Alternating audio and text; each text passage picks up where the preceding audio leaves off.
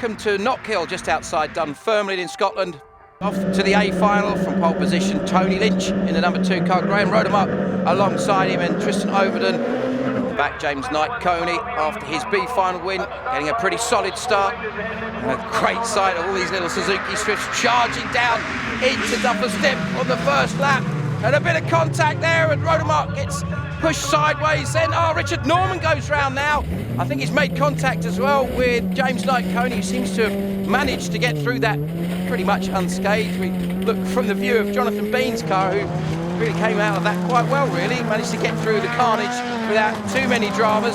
Rodemark recovering a little bit of damage on the back of the red and black car. And you can see just how bumpy it is through this infield section here. So take a look on board from Jonathan Bean's car. Lots of wheel spin for Bean. The top 3 get away well. Darren Scott just edges ahead to the right. It's Richard Norman. We're going to watch to see what happens here, see if we can work out who started wobbling. It was very, very late on the brake for Richard Norman. He seems to bounce into the back of Rodemark, and then it all goes crazy after that. Tyres and cars and Suzuki's going everywhere. Now riding on board with first Jonathan Bean, and now with Tony Lynch, currently in 2nd place. Jonathan Bean just a little bit ahead, just out of our shot. This is the man, of course, who started on pole position, working very, very hard to try to close down that gap. Of course, at this point, Lynch has taken his Joker lap, but Jonathan Bean hasn't, hence the gap. Nice and relaxed, look at that, even time to roll his sleeves up. Watch this section here as they turn in, really, really easy to run wide. I've seen a couple of drivers get caught out through there, but looking very neat and tidy, very precise through the right-hander, trying to keep the momentum up in these little buzzing 1600cc engines. Very relaxed driving style from Tony Lynch, working his way towards the middle section of the race. There is Jonathan Bean. He seems to have come up. That's fantastic. Sure, they're clattering down onto the sump guard for the little Suzuki Swift. So as Tony Lynch rounds the right-hander for the final time. Meanwhile, Jonathan Bean has taken his Joker lap, and that means that Lynch takes victory in the A final here at Knockhill. Fantastic performance, kept it neat and tidy, stayed out of trouble, got some good points as well. So Lynch wins it by 5.42 seconds ahead of Bean, Knight-Coney, Rodemark, Paige Bellaby, the young lady racer, and Tristan Overton. I made a stupid mistake at Lydden Hill, and today I knew that if I just kept my head, controlled it, and I've done well, I've set FTD as well, so I'm absolutely made up today, I really, really am. It's been a great day. So this is what it looks like after round 2, with 2 second places so far. Jonathan Bean leads the championship equally with Tony Lynch ahead of round 1. Winner Richard Norman, Rodemark, Knight-Coney, and Tristan Overton. The very distinctive black, yellow and green car will start from pole position. Alongside him, Russ Simpson gets a good launch in his car, and recovered from all the dramas that we saw in the heats earlier. Behind Stuart Jackson and Dave Ellis joining the fun. And Knowles, who was also racing recently in the European Championship event in the Super 1600 down at Lydden. Completely different conditions, pouring rain in fact. Nothing like the nice bright afternoon we have here up at Knockhill. A gloveless Stuart Jackson bounces his way through the infield. Nothing much can be done though about that man Knowles. He's just gently edging away, looking completely in control. Seems to be able to, despite clipping the tyre, keep the car very nicely balanced. A little look in the mirrors there from Jackson to see what Dave Ellis is up to. This comes down in to take his Joker lap. Adds around about 3.5 seconds onto the lap. Goes in a little bit too hot though, gets a bit too much understeer. Late and hard on the brakes. You hear those little 1600 engines buzzing away. Since 2003 we've seen Super 1600s around in the European Championship. They've proved remarkably popular. Some fantastic racing going on throughout Europe and of course here in the UK as well. Knowles just dealing with everything nice and calmly. Another driver who prefers not to use racing gloves. A bit unusual, and a little bit less of a kick up there from the back of Knowles' car. Seems to deal with that particularly well. Taking the shorter run and keeping it all neatly under control. Meanwhile, Simpson doing everything he can to try and close down the gap. Interesting how the different variations of Citroën have coped with these difficult conditions here at Knockhill, in the sense that we've got this very, very tough, dusty and bumpy section on the infield.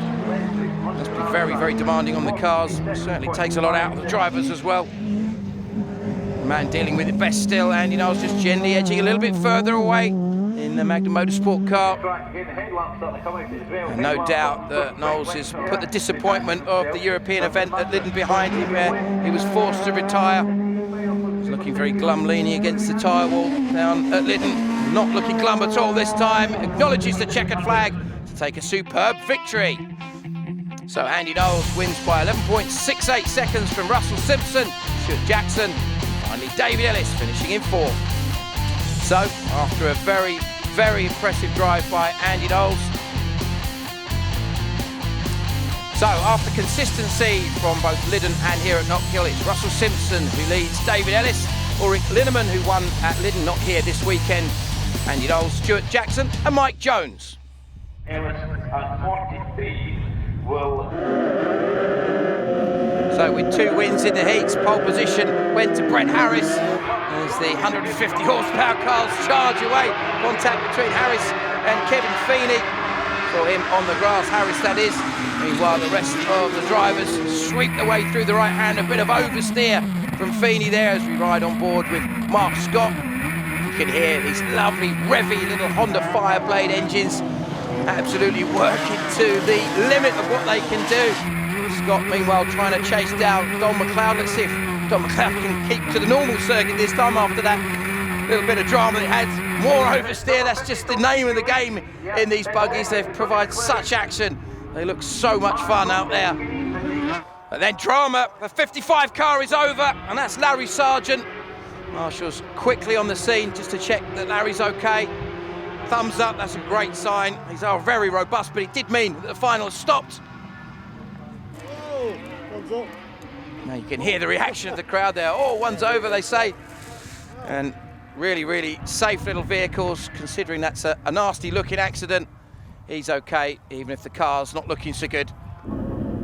So at the restart, Marshall's giving advice to some of the drivers. You can see Brett Harris back in his pole position. Mark Scott on the right as we look at it.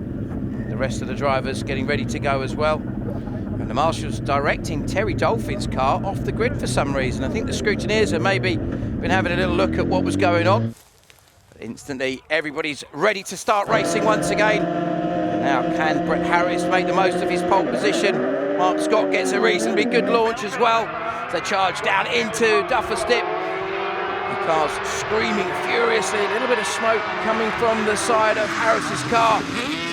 Well, Tom Keat, who's recovered from the dramas that he had earlier, determined to try to get on the back, gets a little bit of contact with the back of Harris, and that means Mark Scott is able to charge through, runs very, very wide, big, big oversteer as they go through there from the 60 car of John McGovern. McGovern doing his best to try and keep everything nice and neat and tidy. Well, the action at the front continues with Harris trying to edge himself away a little bit, bouncing over that dip there. Once again goes Tom Keat, determined to recover from the dramas that he had earlier on in the day. And this is getting really, really tight at the front. They charge uphill, punching up through the sequential gearbox. Another great shot here of the side-by-side action with Keat and Harris. That smoke, I think, could just be that the little bodywork is rubbing a little bit on the back tyre there. Listen to them as they go down through the gears and just try and balance the car on the throttle. Once again, just sliding gently as they come out onto the loose. Not really getting away at the front is Tom Keat. He was extremely neat and tidy when he took victory at Lyddon Hill in the opening round of the championship. Looked like he had everything under control there, and he seems to be just looking very relaxed here in the cars round. The difference with the buggies compared to the rest of the cars racing is that they don't take Joker lap, they just continue on the shorter section of the circuit. And continuing on his way, here's that man Keat, just edging away a little bit further, putting in some really solid times. Harris and Scott there doing everything now. Scott going for the windscreen wiper there. Not quite sure where he's got a bit of mud on the screen from there. Let's hope he's managed to clear it. So he can look okay. He's actually made it an awful lot worse by the looks of things. Doesn't seem to be doing it. He's got the washers frantically going now. Last year's champion, of course, Ollie O'Donovan, moving back up into the Supercars, the Irishman leading the championship in that section. This at the moment, it's Keith leading the championship, obviously after his win from Don McLeod and from Mark Scott. Larry Sargent we saw over and out, and Don McLeod we saw over the fence and through the infield. Meanwhile though, looking very, very calm at the front, while Brett Harris doing everything he can just to edge himself a little bit closer. Nice and tidy through the right-hander there, Duffy step then into the loose section. And the trick seems to be with these little cars just to try to keep the back in check so that you don't end up too sideways. It looks great fun when you do that. You're going to lose a little bit of momentum. Keith has a very relaxed driving style. Watch through this little dip through here as they come onto the tarmac once again. He turns in, just slightly hopping that front wheel into the air a little bit as they transfer their weight. Squeezes on the power, punches up through the gears and edges away for another lap. Keeping it neat and tidy all the way into the right-hander once again. Keith really does look like the man to beat on sheer pace so far this year. Covered well from the dramas he had in the heats, a little bit more sideways this time. You can see the conditions where it's been so dry and dusty up here, really flicking these cars around. Brett Harris trying to do everything he can to close that gap, but it just seems to me that Keith's got everything under control, even trying a little bit too hard that time, clipping the bank. Circuit commentator getting extremely excited by that. Brings the car into the right-hander to power onto the start-finish straight. And that's 2 wins out of 2 for that man, Tom Keith. Gets the job done brilliantly, never looked troubled, and extends his championship lead. And so peering through the gloom comes Mark Scott, just behind Harris. And then McGovern bringing up the 4th place. So that's what it looked like. Keith by 2.21 seconds from Harris, Mark Scott, and then John McGovern. So let's hear from our winner. Tom Keith is down in the paddock. Yeah, it was good. We had a red flag at the first race. We had somebody rolled over into the side. They red flagged it and we started again, and then I had a slight false start, so I got put to the back of the grid, but I got a lightning start, so all went good from there really. So with that double victory, Tom Keith has a strong lead in the championship ahead of Mark Scott. Don McLeod in 3rd position, equal with Brett Harris, John McGovern, and then Larry Sargent in 6th. So on to the A final for the Supernationals, and after a dominant performance in the heats, it's Ash Simpson on pole ahead of Boak and James Bird, whose car clearly working very well once again, gets a fantastic start, charges down into Dumfries Step with Simpson, Boak, and Malcolm Payne charging hard after these wonderful rear-wheel drive cars. Such variety in this particular event. Just about everything you can think of from all sorts of different generations. Even, as you can see, sports cars going side by side. Oh, very side by side with Ash Simpson and Michael Boak. Simpson doing a brilliant job to recover. Well, we saw evidence of his superb car control at Lyddon when he managed to seem to get into all sorts of angles and still get the car back. So he's having to work very hard. You can see the telltale black smoke. You could tell it was Michael Boak's Audi TT, even if you hadn't actually seen the car, as a wheel-hopping James Bird in the wonderful Renault Clio V6 gets his head down, starts to work away a little bit, trying to get some decent points in the final here. Of course, number 1 tells us that he was the champion in this category in 2011. Comes back off of the circuit now onto the rougher stuff on the infield. He's very, very determined, but equally as determined. Look how much time Ash Simpson had made already. Now you can see this is that little bit of contact between Boak and Simpson. Simpson having a good old wave at the steering wheel and somehow managing to get the Lotus back, pointing in the correct direction. This is what it looks like from Michael Boak's car. You can see he carries a bit more speed in as Simpson already gets sideways. In fact, he's probably done him a bit of a favour and pushed him straight once again.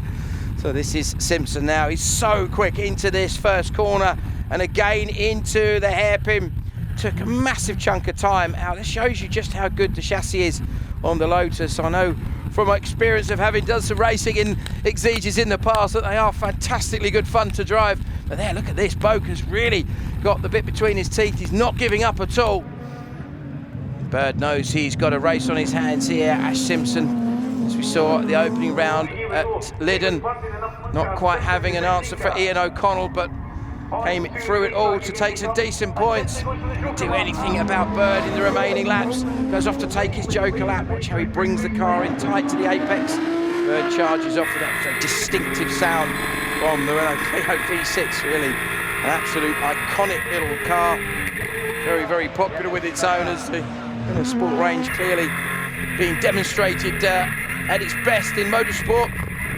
And he knows he's going to have to do a really, really good job being the little French car to be able to keep that Lotus behind him.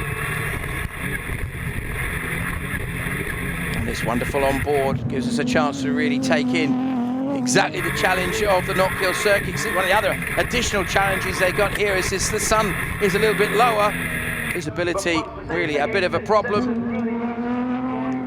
The level of aggression pretty clear and evident to see from James Bird. Has a little look behind you to see if you can work out what's going on with Ash Simpson and the rest of the drivers. Michael Boak particularly being strong here. Here comes the charging Ash Simpson, looking absolutely on a mission here, closing down on Malcolm Boyd there.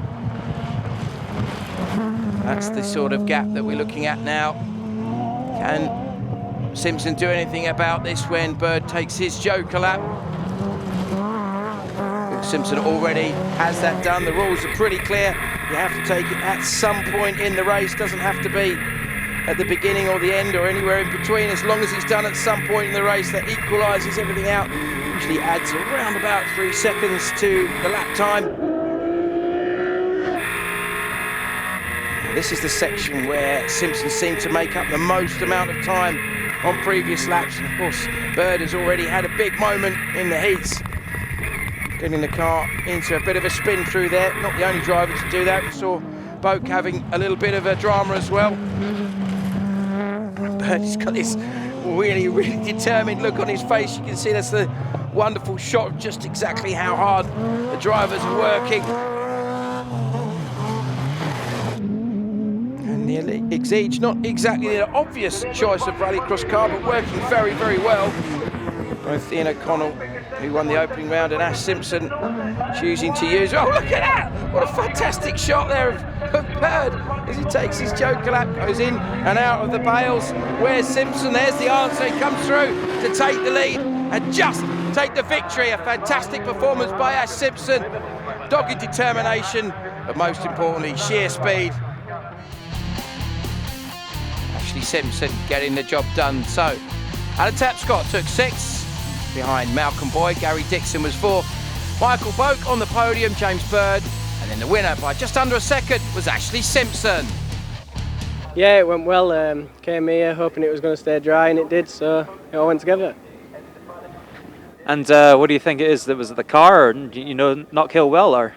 We made a few adjustments to it, so thanks to all the sponsors and that for helping us out, and all the teams put it together, and we got it back here and seemed to do the trick.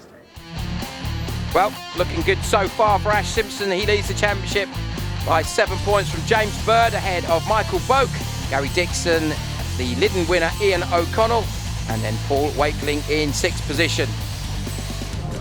So on to the action for the final of the MSA Supercars, and it is Julian Godfrey with the perfect scores in the heats. He takes pole position in his Ford Fiesta, just ahead of that man Steve Hill. Alongside him in the other focus is Andy Grant and Ollie O'Donovan and Simon Horton. At the back you can just see Pat Duran, and alongside him is Gary Pusey and another of the Subaru Imprezas. So as the officials signal that we're ready to go racing here at Knockhill, can Julian Godfrey continue his form from the heats? British champion looking very good. Almost a little bit of a jump start from Steve Hill. He gets it under control and gets a really good launch. Godfrey, meanwhile, had a little bit of a stutter. Andy Grant trying to go the whole way around, and already Ollie O'Donovan having some massive dramas. The bumper hanging off on his Ford Focus, gets a bit of air through there. A lock up from Andy Grant. as already Steve Hill trying to get away. Godfrey meanwhile chasing hard. O'Donovan has recovered. Duran in pursuit as well, ahead of Horton with Grant and then Pusey towards the back at the moment. You can see just how low the sun is here at Knockhill. Really high up on the top of a hill we are. As you can see, immediately Julian Godfrey decides to take his joker. That charges into the hairpin. There's a very spectacular Steve Hill. Goes ahead of the pack down into turn 1, into Duffer's Dip. Late he's braking, swings the car across to the right, squeezes the power back on. This is what it looks like on board with Steve Hill. Wonderful shot of just what the drivers are getting up to at their place of work, as it were. Neat and tidy and controlled. Meanwhile, O'Donovan waved his hand a little bit there. I think if he's got a problem, other than the obvious that the pump was hanging off. Didn't look quite like it was maybe working the way he would like. Hill, meanwhile, has got to make sure he can really get his head down and charge to try and edge away from O'Donovan. Where is Godfrey going to end up? As now O'Donovan goes for his joker lap. You hear the whistle from the turbo and from the dump valve. This is a replay of the start. A little bit of a fluff at the start from Julian Godfrey. Good start from Andy Grant. And also Steve Hill, meanwhile, you can see this big moment. It looks like he locks the fronts up for O'Donovan. And that's why Grant, who had actually got quite a good launch, was forced to take a bit of evasive action. And that cost him a lot of time and a few positions. Right on board with Julian Godfrey, his company preparing the engines for Liam Duran's DS3. And they are all based down in Sussex, along with Autopoint Specialist Engineering, who build the car for Liam and for Pat. Steve Hill, meanwhile, in that wonderful Evo 10, doing his absolute best to try and edge away, to try and put enough of a gap between him and Godfrey so that when he takes his joker lap, he can still come out ahead. It's going to be a tough challenge because Godfrey has been absolutely flying up here in Scotland this weekend. Looks incredibly calm behind the wheel, a big puff of dust as he bounces down into the dip there. Swings the car right. That GB1 number telling us that he is a British champion. So here is a replay of what was happening a couple of laps earlier with Julian Godfrey. Just watch as he swings here to the left-hand side, up onto two wheels as he clips the bank. Seems to have got away with it, relatively unscathed though. So Godfrey charges up onto the start-finish straight. You can see just how much of an elevation change there is here at Knockhill. It really is a wonderful, picturesque circuit, great for spectators. Always an awful lot of knowledgeable, enthusiastic Scottish fans.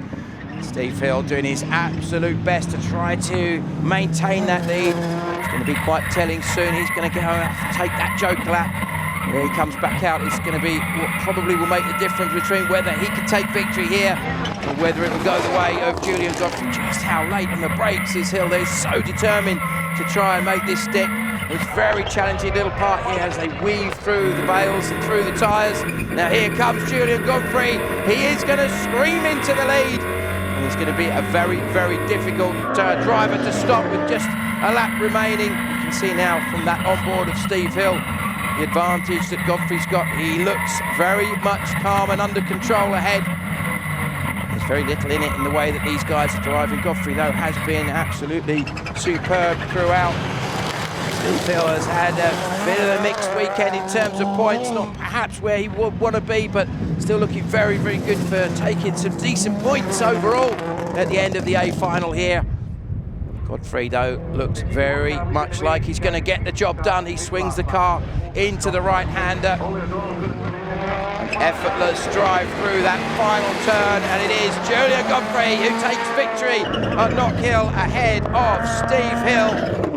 And then a charging Ollie O'Donovan brings his focus across the line to take third. And look at this drama for Pat Duran. What happened to Steve Hill at the opening round now is happening to Pat. Is he going to be able to hold off Andy Grant? Yes, he does. He comes across the line with Simon Horton, next one up. So, sixth position was Horton. Chris Grant, Pat Duran comes in fourth, Ollie O'Donovan a podium, and Steve Hill behind Julian Godfrey, our winner. Didn't get the best of starts. I couldn't see the start lights, so I had to wait for Steve to go before I could go, and took the joker on the first lap, and a little bit dusty on the second lap, couldn't see much, and I hit the bank on the left-hand side on the gravel and nearly put on its side, but got it back on down and kept the cool and just pushed hard through the whole race. And Steve was going very quick today. He was getting closer and closer to me in the heat, so no, very, very happy day. So great performance by Julian Godfrey, and moves him ahead of Ollie O'Donovan in the points. Steve Hill third, Pat Duran fourth, Andy Scott not here this weekend, and then Andy Grant rounds out the top 6 in the championship.